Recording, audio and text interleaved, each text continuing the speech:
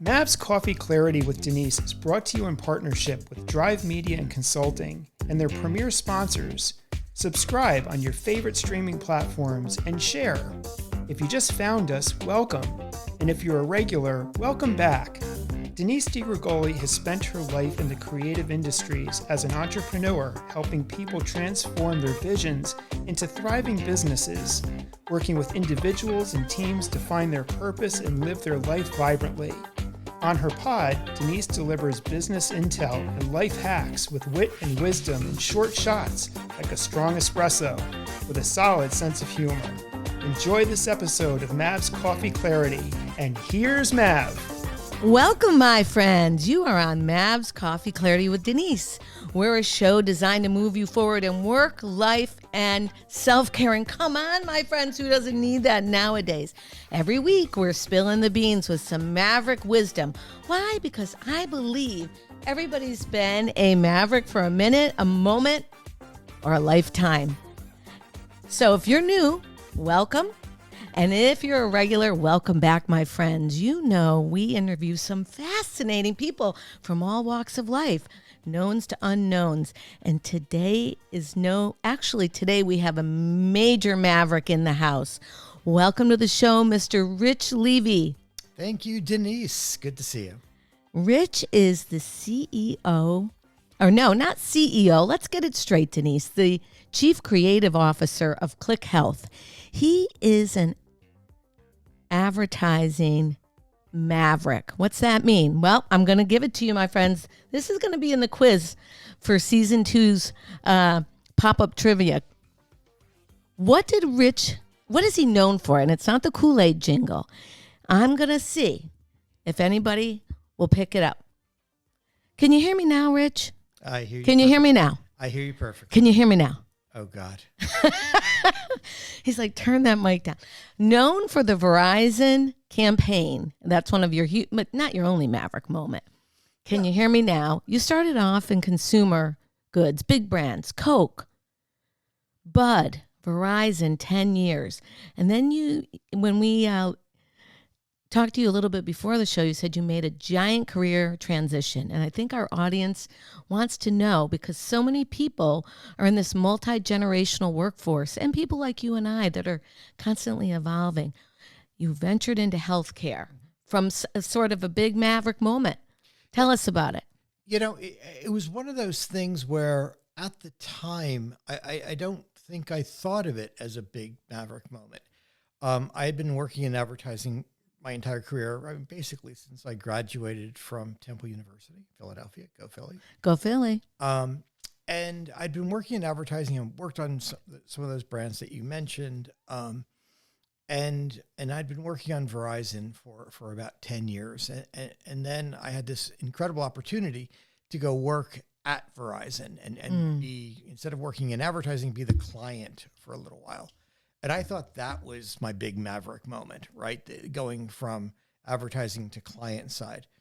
And then one day I got a call from a friend of mine that said that a healthcare advertising agency was looking for a creative lead, and did I want to go interview for it, and we would work together.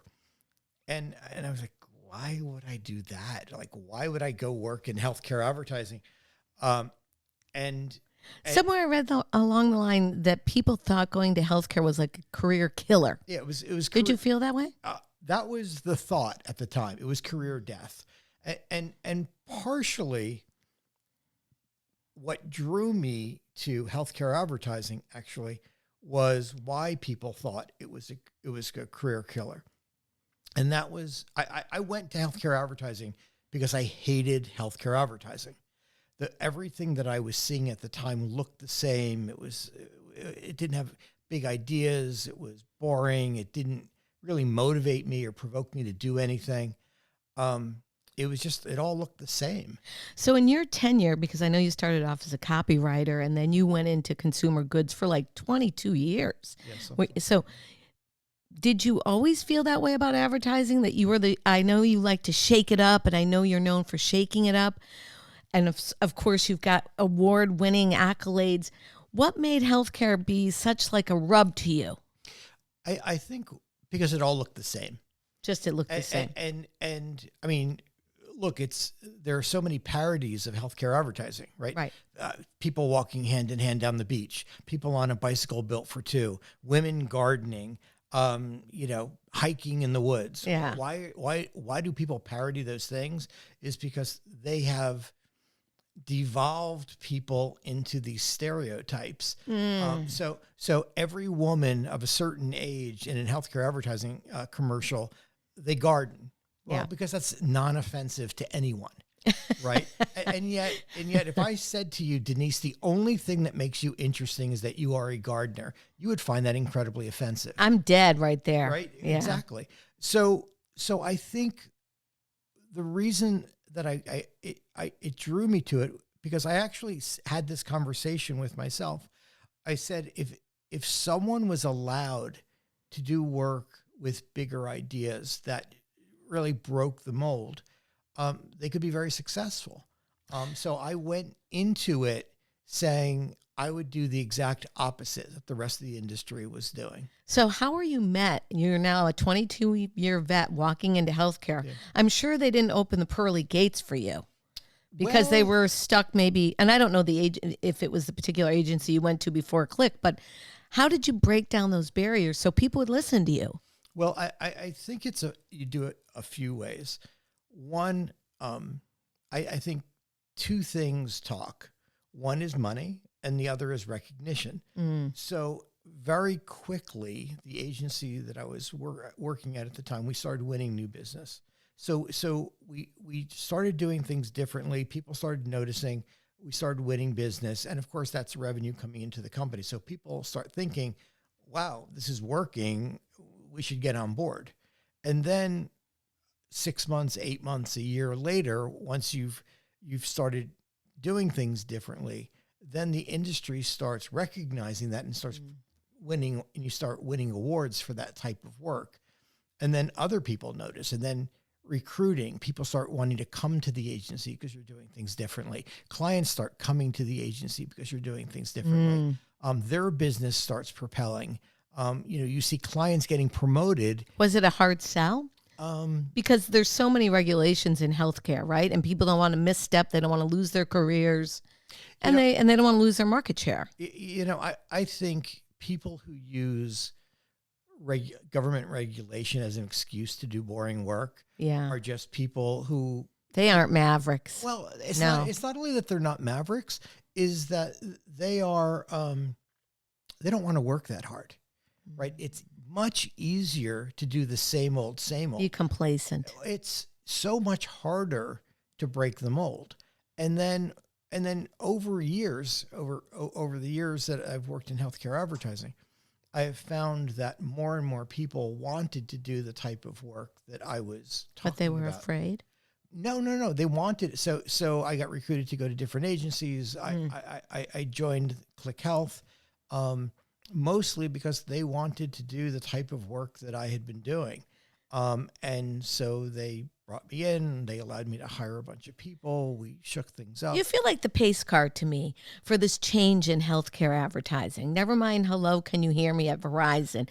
It feels to me like since you came on the scene 15 years ago, you really have evolved it. Can you take ownership of that statement? No. No? Because I think I was incredibly fortunate. And what I mean by that is I had a different attitude and I attracted people who were thinking the same thing, but didn't have the megaphone to scream as loud as I could. So I was very fortunate that I found people at all these different agencies, and we created a group of people who really wanted to do different things. I found leadership who wanted to do different things. And the companies that I've worked for and worked with have been incredibly successful because of it. But I don't think that I was the pioneer of it. I think I was perhaps the person who almost didn't care. And what I mean by that was I didn't care if I failed, right? Because I had had a fabulous career up until that point, and I knew if I failed, I would find something else. Right. So I was willing to take the risk. I was willing to put everything on the line, and I was willing to put in the work to make it happen.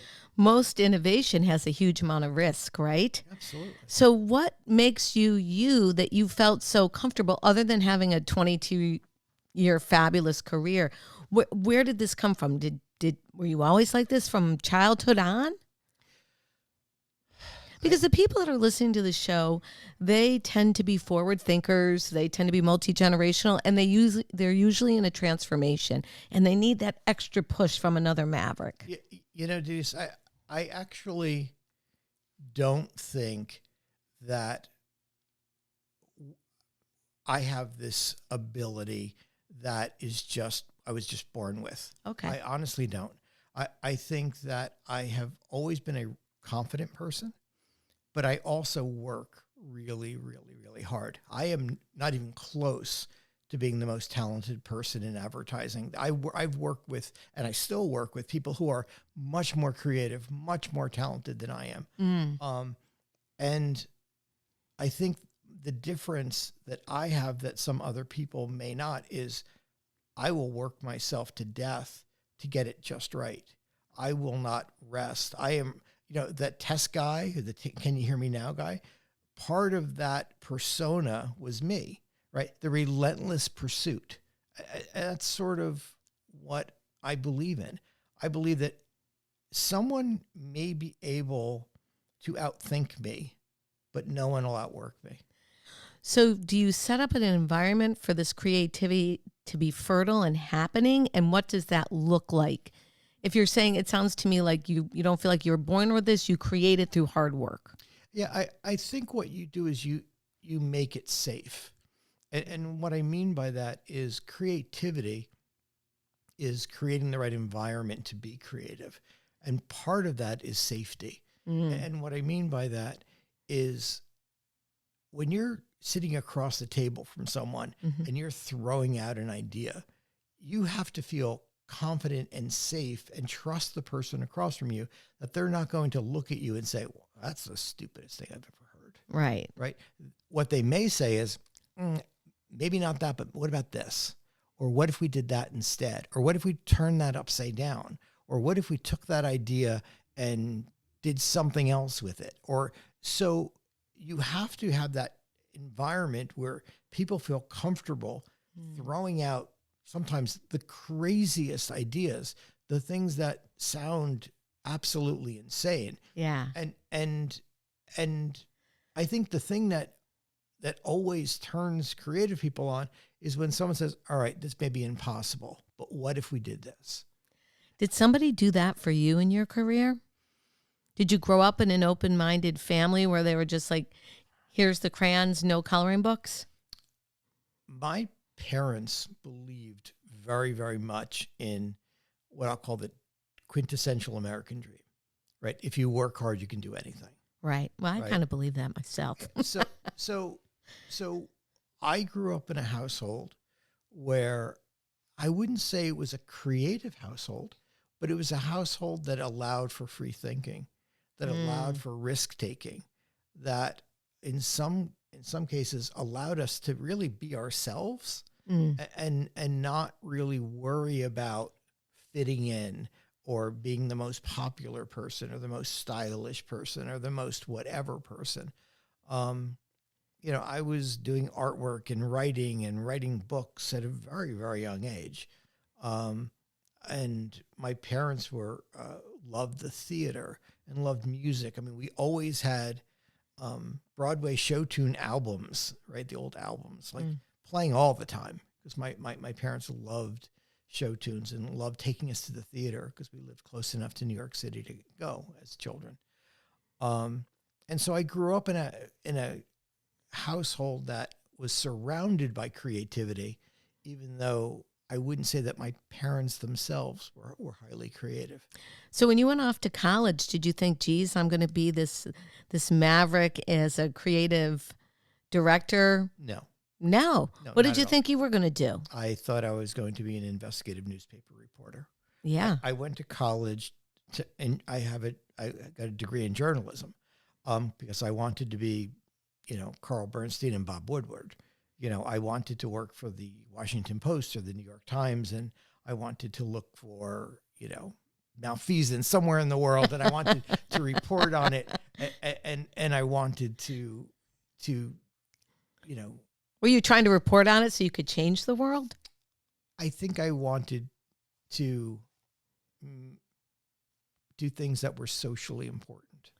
Right. And that's so reflective as I've studied some of your work with some of the charity work that Click does and some of the newer promotional videos, if I can call them that. And when I was looking at some information you submitted to us, you said the number one cause of children's deaths in America is gun violence. And we're in no way a political show, but it's like saying, the number one cause of women's death is heart attack. I mean, it's an issue, right?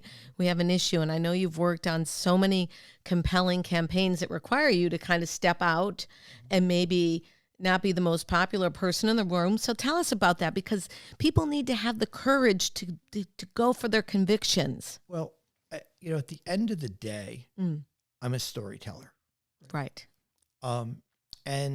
But all stories are based on something, an insight, a fact, an observation, something.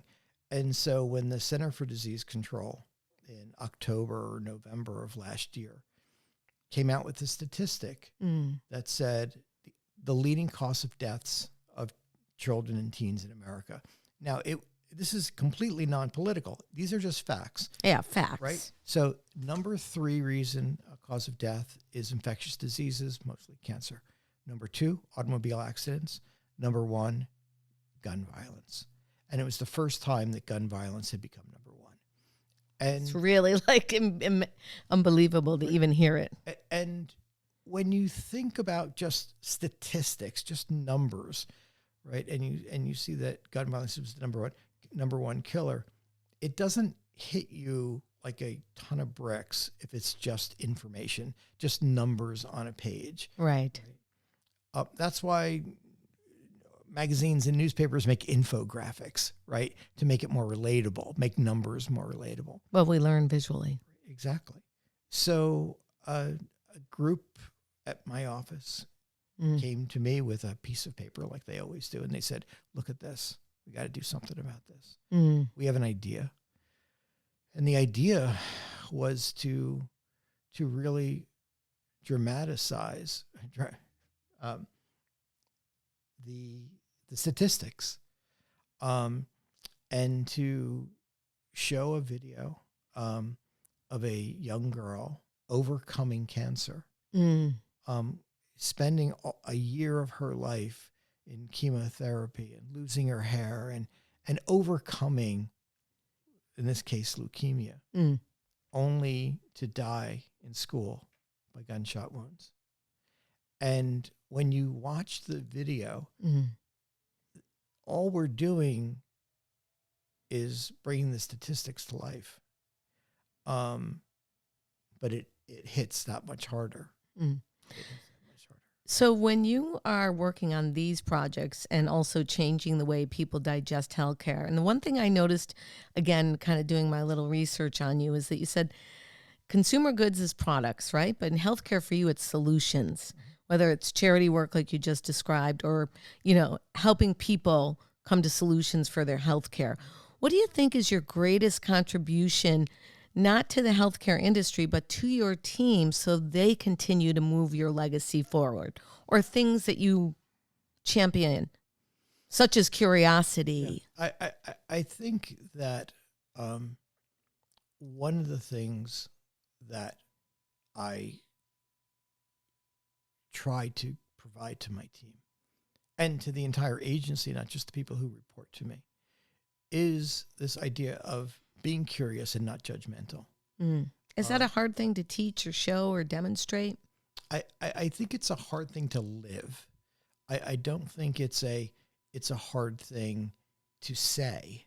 Right. I can say to people, be curious, not judgmental. Yeah. I mean, when that was a line on the TV show Ted Lasso, right? Right. When the main character said, be curious, not judgmental, he was quoting a poem by Walt Whitman. It caught on because in so many of our professions, people aren't curious. They make very snap judgments on something, and they judge very, very quickly. Oh, they're answering while they're listening to you in their minds, right? So what I like to tell the teams is be curious. Why is someone reacting that way? Why is this happening? Don't judge an idea right away. Bounce it around, think about it. Don't make snap decisions. And to really listen. I mean, we have incredible ideas that come from absolutely everywhere. As a matter of fact, just last week, someone who's been at the agency for a very, very short time came to me with an idea that I think is absolutely amazing. Can we say it in advance? No. I can't. I'm sorry. You're going to have to come back. I will. I mean, I could tell you, but we don't want to blast it out yet. Then I'd have to kill you. Right? Well, some people might like that, but not a lot. No, nobody would like that, Mav. So Cannes Film Festival. Yep. You are the president, No, the jury, I was the judge and jury. No, curious but not judgmental. What's the fancy title? So in 2017 or 18, I was the jury president of the health and wellness or pharma. I don't remember which part of the jury. Because I read so many awards. Yeah. But So I've been on the jury 3 times, I think. I've been a jury president once. And the Cannes Advertising Festival is, I mean, it's the biggest international award of creativity in the advertising profession. And I know you have been a global world traveler, but what really struck me was like, that's got to be a lot of pressure. Never mind the pressure you have from your clients and dealing with your team and your life. Like, that's open for scrutiny. Well, it's like, it's really interesting because you work on projects for a very, very long time.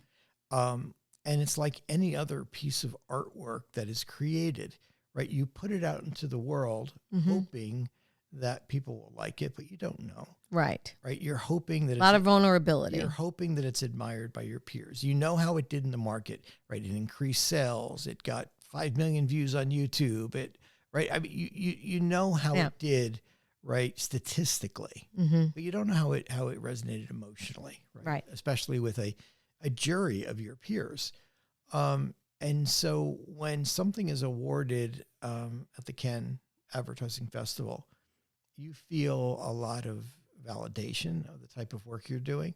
There's no feeling in the world like it in the world. When you go up on stage, so if you win a Grand Prix or a Gold Lion, you get to go up on stage and collect that. And you're in an auditorium that has 2,000 people in it. And you go up on stage and they hand you this beautiful trophy, and you're with your entire team and you're celebrating. Very special. It's a very, very special time. And you don't get to do that every day. I've been to Cannes where I did not go up on stage at all. But what I'm asking also is, do people, when you are part of the jury process, threaten you? Or are they like giving you the evil eye? Like, why didn't you pick me? I mean, come on, this goes back to playground semantics. Well, I think that the people inside the jury room. Even just think about that. Inside the jury room, I feel like I'm in a jail box. So I think what they're trying to do is award what is the best work in the world. But by what? By their own standards. Everyone has their own sort of meter. But the pressure becomes, if I hand someone an award, yes, and the industry thinks that was just dog meat, right? That reflects back on me poorly. Right. That hits your career frankly. So it says, oh, that guy had no taste. Yeah. So I think there is pressure on the people in the jury room to get it right. There's pressure on the jury room not to pick maybe what's popular. That's the trick, right? Not picking what's popular. Yeah. So it's a lot of pressure. Most times people get it right. I don't think they always get it right. Sometimes there may be other motivations behind what wins. Sounds very entrepreneurial to me, right? Trying to get it right and not just picking what's popular or easy for example, that's kind of what makes it a MAVerick moment in my world. It's like really digging deep, not to just go to status quo. Yeah, you really work hard at it. I mean, you're in a dark room for a week looking at thousands of pieces of work. That's exhausting. And Did you have any coffee? Lots of coffee. Yeah, lots of coffee. Yeah, lots of coffee. And you can't leave the room until you're finished. Did you want the job? Yes, you wanted to be on the jury. You wanted to be, yeah. So you've had an incredible career. I mean, it seems to me like you fluidly just took one direction that came to you the next direction. It seems so easy. It just seems like this is unicorn and butterflies, but I'm guessing it wasn't. No. Where were the hard pivots that you felt like you were sweating it out personally and professionally? So people know, like, this isn't unicorn and butterflies. You got to dig deep. So I've been fired from my as in job. FIRED? Yes, FIRED. Not fired up, as in fired. Like as in terminated, right? Terminated from my position. So I've been terminated twice. How did that feel? It felt pretty awful. But I will tell you, both times I deserved it. Wow. I think the truth teller. I think that I have become a better leader and a better creative person, right? Because of it. Because both times I was not really a very nice person. I think I thought that I was irreplaceable. I thought that I knew everything, and clearly I didn't. And I think that I was at a place in my life where I thought that I knew way more than I did. And so the first time I was terminated was the best thing that ever could have happened to me, because I got a... Did you see it coming? Yes and no. Yeah. Yes and no. And like I say yes and no because a lot of times in advertising, there's a change in management. Right. A new super boss comes in and cleans house and does all of that. That kind of what happened the first time. Right. But I became expendable because I was a jerk. Right. You had a jerk moment? I had a jerk 2 years. Yeah, it was. I don't know if I had a jerk moment. I was, I was young. I had power. I was making money. I thought I was, the shit. Yeah. And then a bigger sheriff came in and said, "No, you're not." But it's so good we can tell on ourselves because our failures are our greatest risings. So that taught me a little bit more about team and working in teams and creating a safe environment for teams. And then the second time I lost my job, it's because I really trusted someone else when I should not have. Let's talk about trust, because you have been known to build trust in your organizations. One of the things that you said to me one time was, when I'm interviewing somebody, and I'm telling them all about the organization, I tell them, you say, don't listen to me, go interview everybody. Yep. You built such trust that you will let someone just go out and talk to any old buddy. So tell me about why you trusted someone and where it went wrong. Well, I think it's a combination of trust and ego. Okay. Right. Where someone is feeding you and you're saying, "Oh my God, these people think I'm the God's gift and I'm great and I'm going to go join that organization and I'm going to set the world on fire and I can do no wrong." And the next thing you know, you have no job. Right. Right. Because that person wasn't really telling you the truth. You thought you were hot crap. And then all of a sudden you have no job. Right. So, one job, two job, no job. Yeah, exactly. So, I screwed up. I freely admit I screwed up both times, but I think in both cases, I learned, which is the pinnacle. And I, don't make those mistakes again. Fool me once, fool me twice. Fool me a third time. But how do you teach people to trust you? What do you do? I think it's transparency. You just tell it like it is. I just tell it like it is, whether people like to hear it or not. I just tell them, and I think, look, I'm not a jerk about the way I say it, right? But I think sometimes people need to hear the truth. And do you have a special methodology of delivery? No, I think I just ripped the Band-Aid off. You just rip it. I just rip it off. I mean, I'll give you a perfect example. Yes, please. I currently work with someone who is a brilliant creative mind. Yes. Probably one of the smartest, most creative people I've ever worked with. And a few years ago, I think about 3 years ago, he called me up and said, "Can we meet for coffee?" Absolutely. So we went to a coffee shop, and he said, I have a couple of job offers, and I want to talk to you about them because I don't know which one to take. And so he was describing the job offers. And I said to him, "You don't want either one of these jobs, I can tell." And he said, "Well, why do you say that?" And I said, "I can just tell by the way you're describing them that you don't want these jobs, because the things that they want you to do are not the things that you're good at. And you inherently know that this is not the right job for you, that you will actually fail at these jobs because you will be so far away from the creative work. You will be a manager. You will be doing paperwork. You will be sitting in financial meetings. You'll be doing all the things you don't want to do. That's why you can't decide between these two jobs, because while they might be financially lucrative, right, you know that you're going to die a slow death. Die on the vine. Exactly. Oh, so horrible. So he came to me for advice. I told it to him straight. I said, "Look, you're not good at this stuff. You'll fail." And then he was like, "Wow, yeah, I guess." You think you opened his door to his intuition by bringing it to his awareness? Or do you think he didn't realize it? I think he knew it. I think he knew it deep down. And in that same conversation, I had no intention of saying these words when we went for coffee. I said, "Well, what if I created a job where you could do all the stuff you like to do and none of the stuff that you hate?"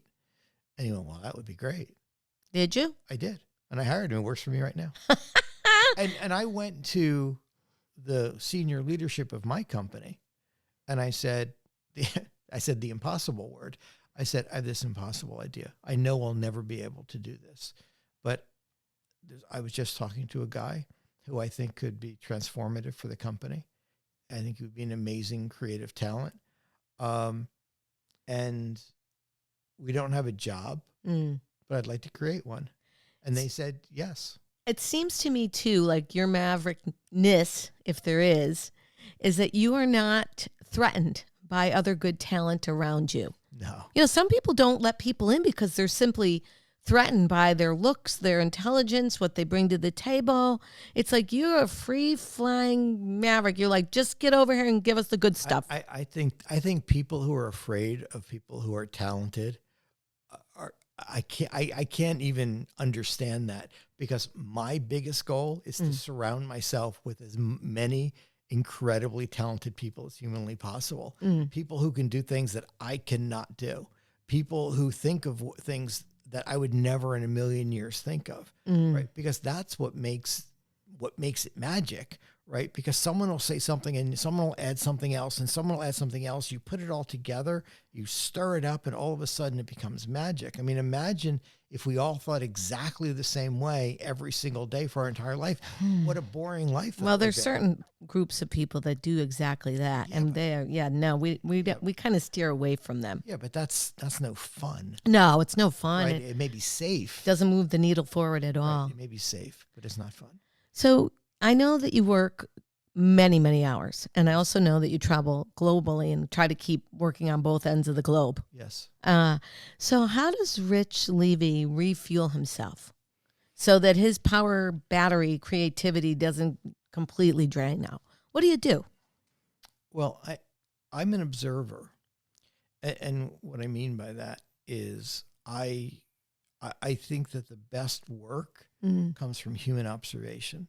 So I observe everything. I always say that if I'm at a party, Yeah. I'm probably not in the middle of the conversation. I'm standing in the corner watching everyone else and listening to the conversations, because that's dialogue, right, for future things. It revs up your storyteller side. It does. And I look at things, I watch things, I read a lot. I do all sorts of things to sort of store away things in my brain that I then have the ability to bring back when I need it. Because sometimes someone will throw an idea out at me and I'm like, oh, what if we did, oh, wait a minute, I read something about that. What if we did this? Or what if we did that? Or like, wow, that's so great. How about this? So I think the way I recharge is by constantly feeding the beast, right? Constantly feeding my brain with input, no matter what that may be. So as you're moving forward in healthcare, because it seems like you're staying there. Absolutely. I love it. And you are helping so many charitable organizations, opening eyes. Where do you see now post-pandemic, post-election, post-New Year, what is going to change to connect those stories into people? Because we know we're inundated with information every single second. We know that we don't always trust as consumers of anything nowadays. How can you continue to break through that barrier to let people get in and actually receive your messages? I think you have to provoke an emotion. And what I mean by that is people remember how they feel, right? It's the famous Maya Angelou. Yes. Quote, right? They don't remember what you said, but they know how you feel. Right. So I think connecting with people emotionally, and that emotion could be it could be fear. It could be hope. It could be laughter. It could be introspection. It could be, oh, wow, I've made someone think of something that they never thought of before. Right? But it provokes something, and it asks for something in return. And what I mean by that is it then provokes an action, right? So just seeing something that doesn't provoke any action whatsoever is not interesting to me. Right. I want people to get off their ass and do something, whether it be, to go to a doctor, to look up something online, to vote. It could be anything, right? It could be a million different actions. But I don't want people to just look at something and say, oh, yeah, okay. Cool. And move on. And move on. I want people to be like, man, that punched me in the gut. Wow, okay, I'm going to do something about that. Or that's just wrong. And even though I'd throw my hat in the ring and say some of the things in the media today they provoke an energy that's probably not the most positive at times, right? And you could also argue that any statistic could be proven in the other direction. So there's so much positivity out there. Then you have the folks that say, oh, it's too much positivity. It's toxic positivity. And you're really cutting through everything. So you've created trust. You've got your people churning, the most creative around you. It's now 2030. How are we still connecting to the people? Because now we've got the robots in the house and the so much AI. How are we breaking through? Well, number one, I don't think we know the answer to that yet. No. Right? Because I think it changes every day. Almost moment to moment. Right. So, but I think personal connection will always be there. Right. I think that there's, well, not yet, but there's no machine that can take the place of true human connection. And so that is understanding human behavior. It's creating insight into human behavior. It's understanding how to tap into that emotion. So I think that, at least for the near-term future, will be and always will be true. Now, will it be true in 2030? I don't think I have if I had that. You got the crystal ball. I know you do. If I had that crystal ball, I would do really well.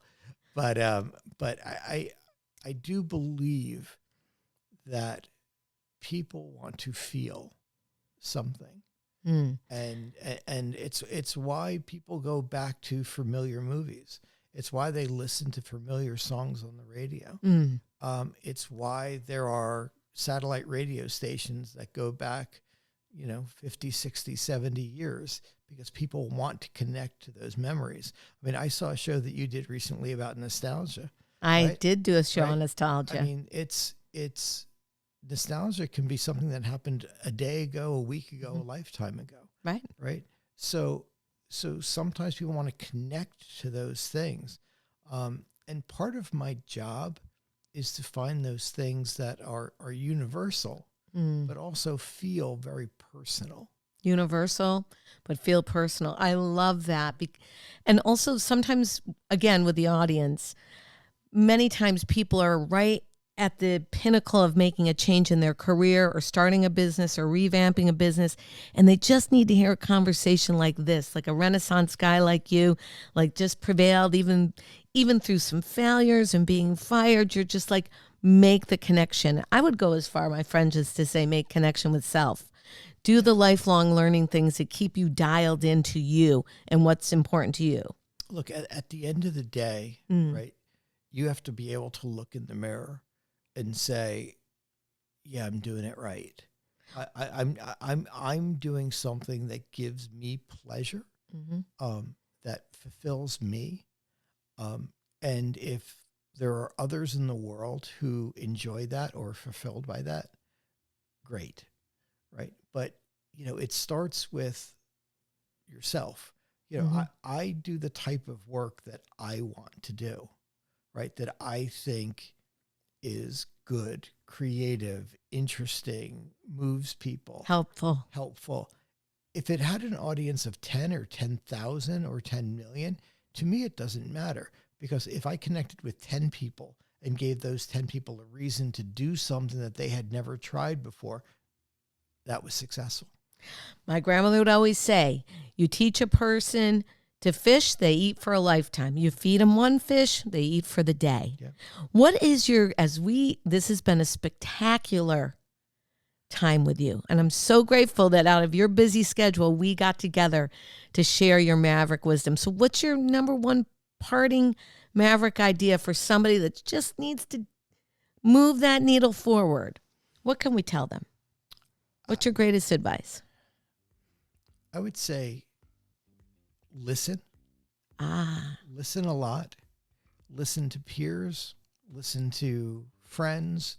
Listen to people you really trust. Then at the end of the day, listen to yourself. Right? Because wherever you go, wherever you end up, you have to be happy with that decision. And so I would say do a lot of listening. Well, listen, my friends, this has been Rich Levy, creative director of Click Health, Maverick in his own right, just changing the advertising world one good feeling at a time. Thank you so much, Rich. I hope you'll come back. Peace out. Mav has got to get back to work. Hey, that's a wrap for today, my friends. Thanks for listening, subscribing, and staying connected with me. Head on over to DeniseDiGrigoli.com and learn a little bit more about my creative and strategic consulting services. While you're there, drop your name on the contact page. Sign up for my bi-weekly brew. It's fresh ideas delivered to your inbox a couple times a month for clarity, creativity, and better communication. It's based on my 3 decades as an entrepreneur, helping other people and businesses move forward. It's great business intel and life hacks that you can use for work, life, and self-care. And come on, who doesn't need that nowadays? Have a great rest of your day. Peace out, my friends. Mav has got to get back to work.